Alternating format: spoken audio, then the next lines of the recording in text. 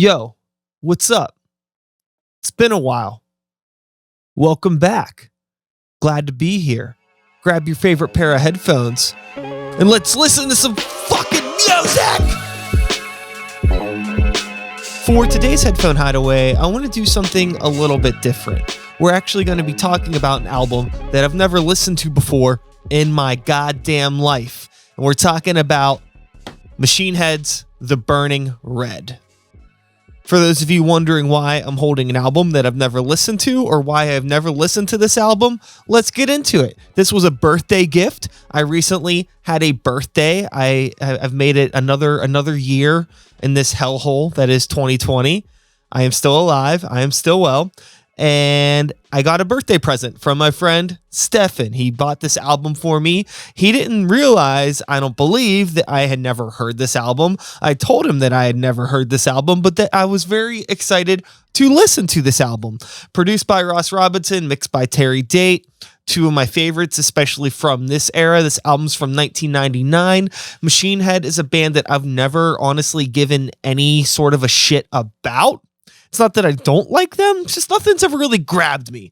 So I'm going to put this goddamn thing on, I'm going to listen to it, and I'm going to give you my first initial reactions to it when I get back. So let's go listen to some music. Okay, I'm back.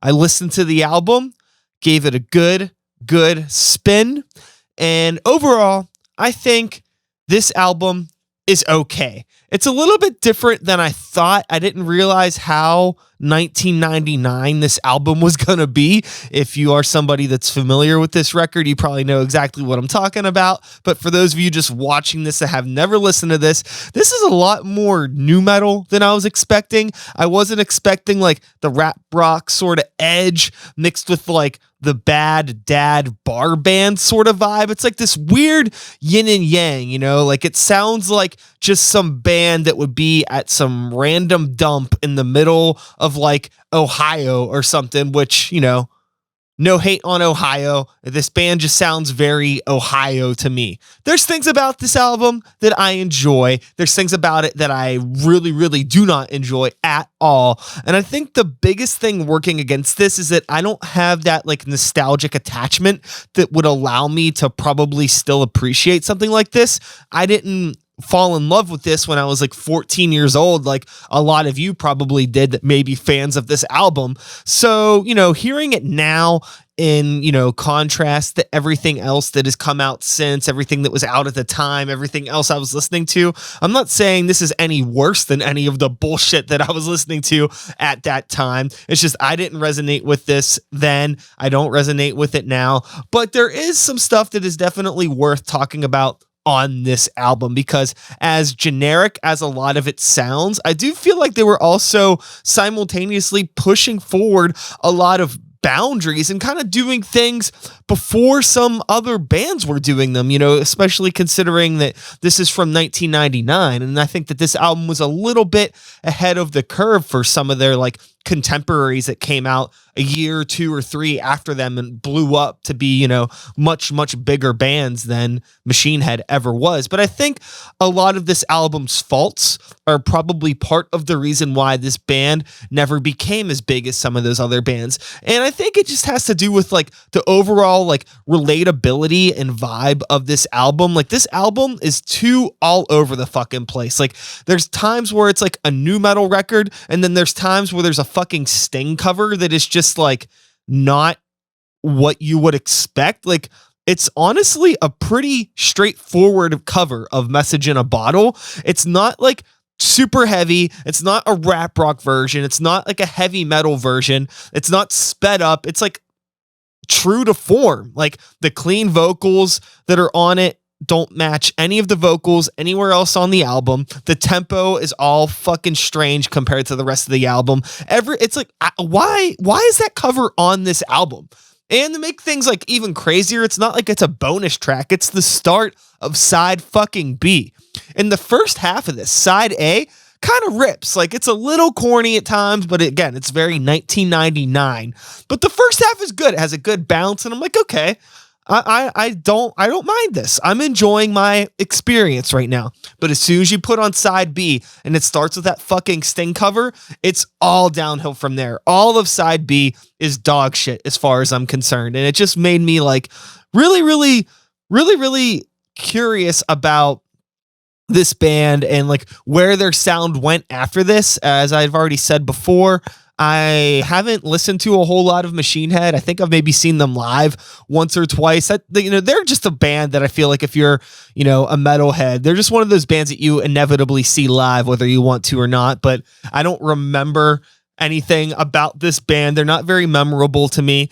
And this album is just weird. Like the energy on it is like, it has that new metal vibe, but it's not like fun.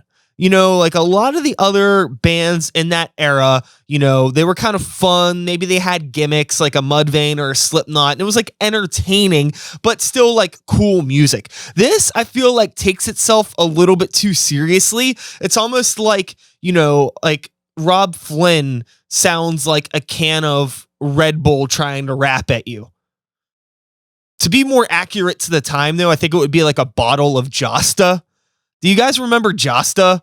For those of you that don't know Josta, you youngsters out there, Josta was the first energy drink ever introduced to the U.S. market. It was manufactured by Pepsi Cola, and that was the late 90s, 1997, I think. I drank a lot of Josta as a child and listened to Sepultura. So what the fuck did I need Machine Head for? Roots, Bloody Roots, and Josta. You don't need nothing else. That's a recipe for success, motherfucker.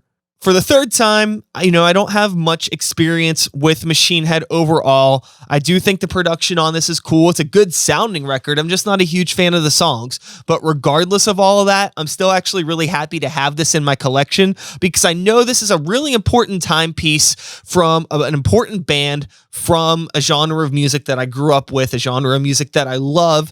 And while, I am not particularly a fan of this band, I'm happy to have it in the library because I do feel like it is still, a piece of history to some degree, a piece of shitty nu metal history. But hey, that's the cards that I had been dealt. I wasn't able to control when I was born. I can't control the fact that I was, 13 years old or 14 whenever the first Slipknot album came out. Give me a fucking break. There's nothing I could do about it.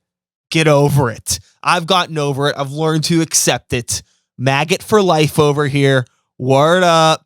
Happy to have this record. Shout outs again to Stefan for getting me this, bringing it into my collection. And honestly, Stefan, if you're watching this or if you are a fan of this album, let me know what you think about this album. Let me know why you love this album. And if there's other albums by Machine Head or maybe other albums just in general from this time frame that you think are like deep cuts that I may not have heard, let me know what you think about them. And again, I feel like this is something where, maybe on a second listen, I'll get it a little bit more. Maybe on a third, fourth, if I can make it through this album that many times, maybe it'll make more sense to me. Maybe I got to sit down, have, some alcohol or something and have, my brain not so critical and just kind of enjoy things and be in a dumb, silly mood. Maybe I'll get this a little bit more.